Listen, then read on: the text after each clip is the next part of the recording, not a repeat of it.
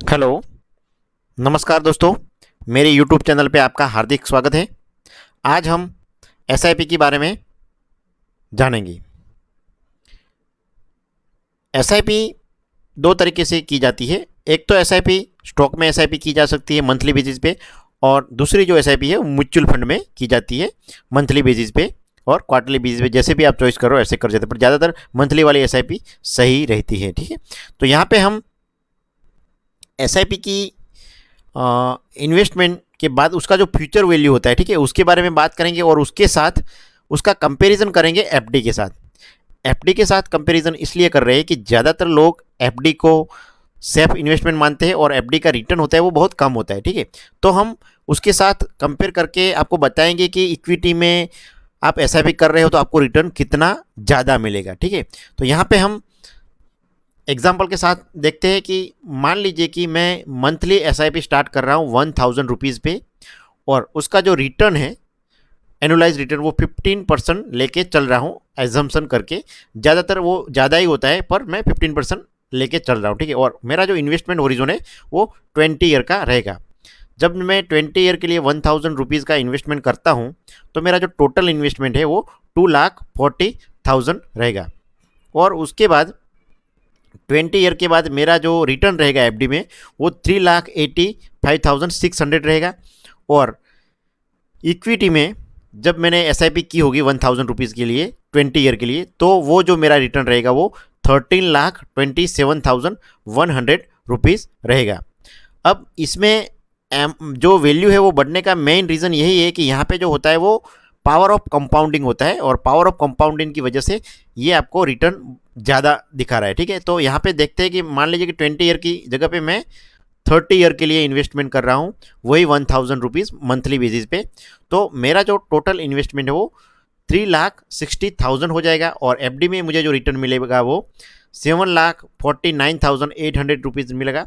और वही इन्वेस्टमेंट यदि मैं इक्विटी में एसआईपी थ्रू कर रहा हूँ मंथली 1000 रुपीज़ से, तो मुझे रिटर्न मिलेगा 56,31,800 अब मैं मेरी जो अमाउंट है वो थोड़ी बढ़ा देता हूँ।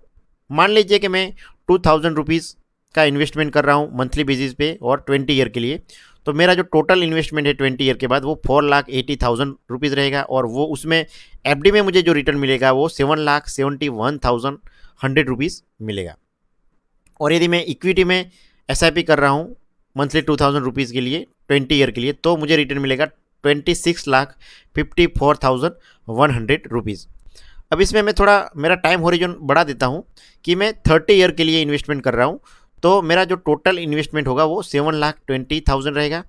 और इसमें मुझे एफडी में रिटर्न जो मिलेगा वो 14,99,600 मिलेगा।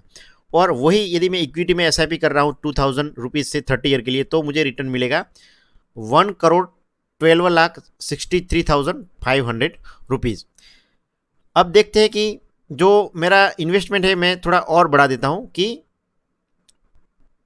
मैं 4,000 से स्टार्ट करता हूँ। मान लीजिए कि मेरा जो इन्वेस्टमेंट है वो 4,000 रुपीज़ से मैं कर रहा हूँ 20 ईयर के लिए। ठीक है, जब मैं 20 ईयर के लिए 4,000 रुपीज़ से इन्वेस्टमेंट कर रहा हूँ, तो मेरा जो टोटल इन्वेस्टमेंट होगा वो 9,60,000 रहेगा। और उसमें मुझे एफडी में जो रिटर्न मिलेगा वो 15,42,300 मिलेगा। और वही रिटर्न मुझे इक्विटी में मंथली एसआईपी 4,000 रुपीज़ से 20 ईयर के लिए करने से मिलेगा 53,08,300 अभी मैं मेरा टाइम हॉरिजन थोड़ा और बढ़ा देता हूँ। मान लीजिए कि मैं 4,000 रुपीज़ का 30 ईयर के लिए इन्वेस्टमेंट करता हूँ, तो मेरा जो टोटल इन्वेस्टमेंट है वो 14,40,000 रहेगा। और एफडी में मुझे जो रिटर्न मिलेगा वो 29,99,200 और मुझे इक्विटी में एसआईपी करने से मुझे जो रिटर्न मिलेगा वो 2,25,27,100 ठीक है, अभी उसमें मैं थोड़ा और अमाउंट मेरा बढ़ा देता हूँ। मान लीजिए कि मैं मंथली 5,000 रुपीज़ का 20 ईयर के लिए इन्वेस्ट करता हूँ, तो मेरा टोटल इन्वेस्टमेंट होगा वो 12 लाख रहेगा। और एफडी में मुझे जो रिटर्न मिलेगा वो 19,27,900 रहेगा। और इक्विटी में मुझे जो रिटर्न मिलेगा वो 66,35,400 मिलेगा। अभी इसमें मैं थोड़ा मेरा टाइम हॉरिजन बढ़ा देता हूँ 10 ईयर का, तो मेरा जो टोटल इन्वेस्टमेंट है वो 18 लाख का रहेगा और एफडी में जो मुझे रिटर्न मिलेगा वो 37,49,000 रुपीज़ का रहेगा। और वही मुझे इक्विटी में एसआईपी करने से मिलेगा 2,81,58,900 रुपीज़। अब मैं मेरा इन्वेस्टमेंट और बढ़ा देता हूँ। मान लीजिए कि मैं मंथली 10,000 रुपीज़ का इन्वेस्ट कर रहा हूँ 20 ईयर के लिए, तो उसमें मेरा टोटल इन्वेस्टमेंट रहेगा 24 लाख का और एफडी में मुझे जो रिटर्न मिलेगा वो 38,55,700 रुपीज़। यही इन्वेस्टमेंट यदि मैं इक्विटी में एसआईपी थ्रू कर रहा हूँ तो मेरा जो रिटर्न रहेगा वो 1,32,70,700 रुपीज़ रहेगा।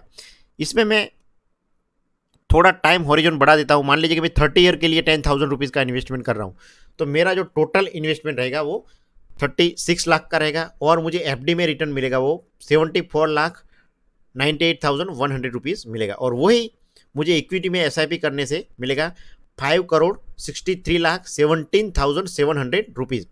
इसमें मैं थोड़ा और टाइम होरिजन 5 ईयर का बढ़ा देता हूँ। तो आप देख रहे हो कि जैसे मैं टाइम होरिजन बढ़ा रहा हूँ वैसे वैसे अमाउंट बढ़ती जा रही है।